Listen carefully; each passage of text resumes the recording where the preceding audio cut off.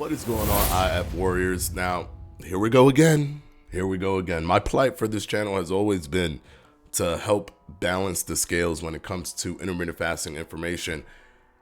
And it just, that mission statement never stops, because every single article, news, web page, or whatever, they still want to continue to clickbait and fearmonger on intermittent fasting. It's astonishing to me. It's become nearly mainstream, but they're still trying to do the whole fearmongering. But hey, it is what it is. Let's go ahead and talk about why intermittent fasting is not the magical solution that you think it is for weight loss. Let's go ahead and take a look at the article. Now, here's the article, why intermittent fasting isn't the magical solution to get fit. When people say the magical solution or the magic solution, they are framing it in a way where there's a negative connotation attached to it. Nothing is the magical solution. So even if something was to work, for example, let's say everyone's favorite default, just calorie restriction, right? If I write calorie restriction isn't the magical solution to get fit, I will be correct, because it isn't magic. You restrict calories, that is biology. You have less energy, therefore your body has to create more energy and it expends more energy. That's how that works. Is it a magical solution? No, it's not a magical solution. Nothing is a magical solution because it works or it doesn't work. It is whatever it is based on the science and the biology of weight loss. That's it. So just using the word magic solution could actually be applied to anything that does anything. And then just frame it in a way where, oh, that's the magical solution. Why are you, that's not a magical, it's not magic. Nothing is magic. When it works, it's biology. If it didn't work, then it won't work. Like that's how that works. Okay. All right. So let's look at this little synopsis, right?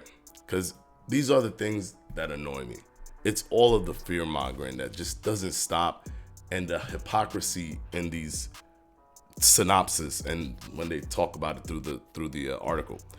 Intermittent fasting, when practiced long term, and they say this because there's not as many long-term studies as there are short-term studies, and they can't say short-term. They want to so bad. They want to say intermittent fasting when practiced, period, but they can't, because there are so many studies, over hundreds of thousands of studies on intermittent fasting that show too many positive benefits during the short term. There are not that many long-term studies. There are many of them, but not that many. And they're positive as well. But because there are not that many long-term studies in comparison to the short-term ones, they touch on the long-term, and their whole thing is, well, we don't really know because there's not that many.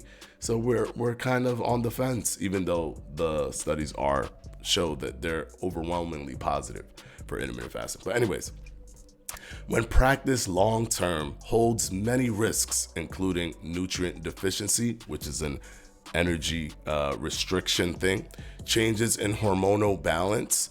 Your hormones do change, but they actually change for the better, like leptin increases that allows your body to know that you're full, fat quicker. It sends the signal up to your brain quicker. Ghrelin decreases, which is the hunger hormone that makes you want to eat all the time. That feeling, even though you've just eaten and you're full, and just like an hour later or 30 minutes later, you want to eat again. That's ghrelin. It's not your body being hungry. It's ghrelin making you want to eat again. But that reduces with intermittent fasting. Insulin sensitivity increases, which helps with burning fat, right? All of that stuff happens because your hormones are shifting in a positive direction. But hey, look, hormone imbalance, right? Like, this is the stuff that you know what I'm saying? This is the fear mongering stuff that I can't stand. And potentially negative impacts on one's mental health. And of course, they always got to touch on the mental health aspect of intermittent fasting, because no other regimen creates mental health issues, none. If you were to reduce your calories, that's not mental health. That's just you reducing your calories and eating on a strict system to make yourself lose weight. I'd say this all the time, and I'm going to continue to say it. Stop using intermittent fasting as the scapegoat for mental health and eating disorders. Every single system that provides any sort of intervention that must be followed can elicit an eating disorder. If you're overeating, if you're constantly eating all the time, and you're not even thinking about food, and you're not thinking about losing weight, and you're gaining weight, that's an eating disorder. If you simply do the basic level of reducing your calories, and you're paying attention to that, and you do it consistently, and you're actually losing weight, that can also be considered an eating disorder because you're doing it consistently. It doesn't matter if you're using intermittent fasting or just caloric restriction, or everything would be considered an eating disorder. The only thing of all of the diets, even if you were to do the Mediterranean diet, why are you forcing yourself to eat a specific food group only? Why are you not just having a variety? That this is a conscious act. This is a mental conscious act that you're doing to just eat these types of foods.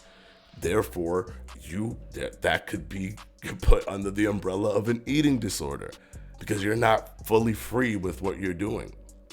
The only thing that's not an eating disorder is intuitive eating. But the problem with intuitive eating is that you don't get any weight loss from it. It is very hard for people to get weight loss from it because if you don't apply an intervention that actually shifts the way that you're eating, how will you lose weight when you've been eating in a way to gain weight consistently? It doesn't make sense. It doesn't add up. You have to provide some sort of intervention. So once you provide an intervention, you're in an eating disorder or potentially an eating disorder because there's a conscious eating regimen. But for some reason, only intermittent fasting gets hit with this eating disorder, whatever this is. It's absolutely annoying. And then the nutritional deficiency just bothers me because, newsflash, you can't have your cake and eat it too, guys. People do intermittent fasting and gain weight. And Mint Lounge will point that out. Hey, you could gain weight with intermittent fasting.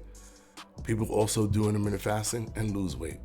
People do intermittent fasting and undereat, overeat. Just like when people are doing normal diets.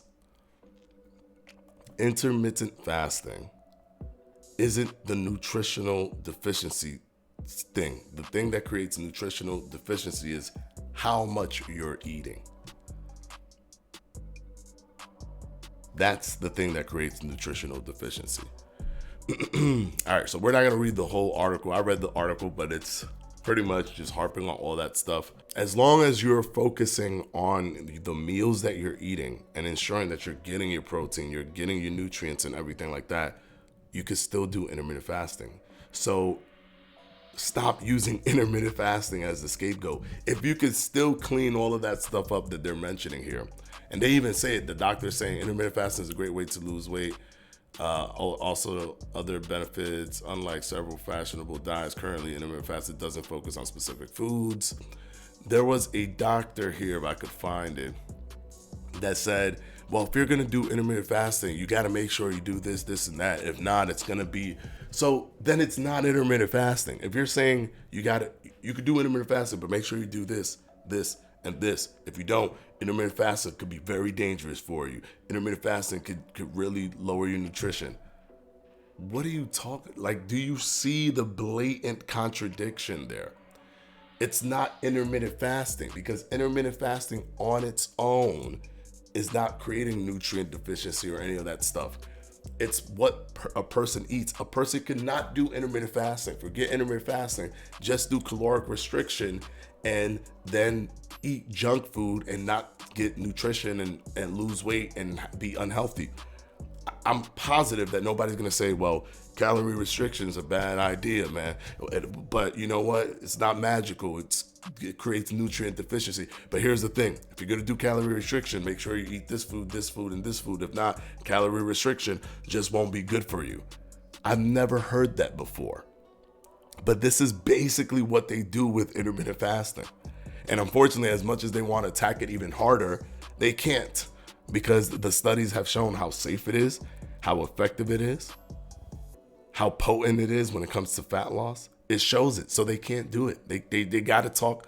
They gotta talk in this tap dancey kind of way around the fact that the things that they're trying to blame intermittent fasting for are actually the things that people are choosing to do when doing intermittent fasting, not actually intermittent fasting. And just the same way that people who do calorie restriction choose to do negative things during their diets that poor for their mental health and poor for their nutrition, it's the same way that there's people that calorie restriction that follow it correctly and do the correct things, the same way with intermittent fasting. So we're just here. That's my plight. We're going to keep debunking this. We're going to keep looking at studies. We're going to keep putting, putting people's websites and stuff to the fire, feet to the fire, so that, we make enough noise to try to change the narrative to some degree, because that's always been the plight of this channel. All right, until the next one, guys, I hope you enjoyed this breakdown. If you want to read the whole article, you can. I'll go ahead and put the link to the article down in the description box below, and I will see you in the next video. Peace out, guys.